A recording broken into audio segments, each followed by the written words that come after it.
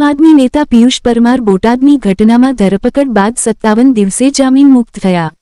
જામીન મુક્ત થઈ આજે માદરે વતન ગડોદર ગામે આવી પહોંચતા આમ આદમી પાર્ટીના કાર્યકરો દ્વારા પિયુષ પરમારનું ફુલહાર અને ખેડૂતો નેતા જિંદાબાદના નારા સાથે સ્વાગત કરાયું। પિયુષ પરમારની 2 વર્ષની દીકરી પિતાને જોઈ હરખમાં આંખોમાંથી આંસુ પડવા લાગતા લાગણીસભર દ્રશ્યો સર્જાયા હતા। પિયુષ પરમારે ભાજપ સામે આકરા પ્રહારો કર્યા હતા। રિપોર્ટ પ્રતાપ સિસોદિયા।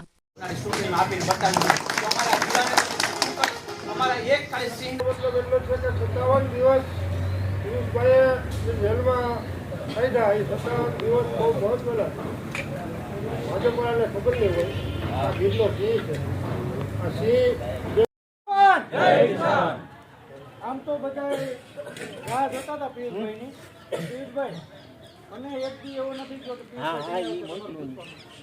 રોજ એકનો ફોન આવે। મારા પરિવાર સમાન આપ સર્વ વડીલો, યુવાન દોસ્તો, મારી માતાઓનો, બહેનોનું દિલથી હાર્દિક સ્વાગત કરું છું।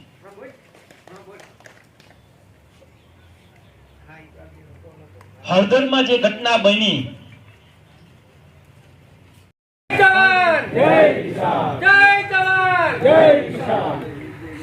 અમે બધી જગ્યાએ જતા હતા, અમારી રીતે જે પ્રવચનો કરીને જે ગામડાની મીટિંગ કરતા હતા, પણ તારા વગર ભાઈ અંધારું હતું। તું આવી ગયો એ અમારા માટે સર્વશ્રેષ્ઠ છે અને તારાથી અમે બધી જગ્યાએ હવે અમને ચૂંટણી લડવાની મજા આવશે।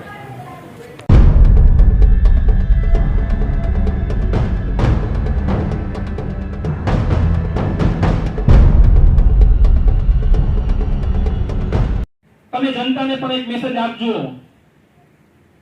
આપણે ભાજપ અમે હારી એમ જ નથી। આ તમને જાહેર મનથી કહું છું, ભાજપ અમે આપણે હારી એમ જ નથી। તમને યોગ્ય લાગે તો અમને મત આપજો। અમારા મુદ્દાઓ આ છે, અમે આ મુદ્દાઓ પર ચૂંટણી લડવાના છીએ, તમારા મુદ્દાઓની વાત કરવાની છે।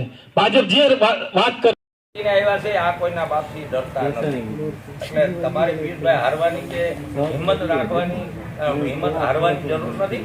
અમે તમારા ખંભો મિલાવીને સાથ અને સહકારથી ઊભા છીએ।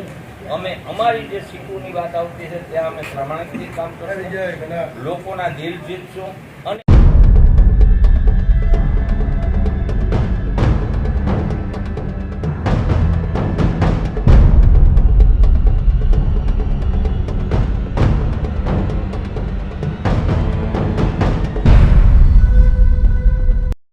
ओबीसी प्रदेश प्रमुख आम आदमी पार्टी गुजरात।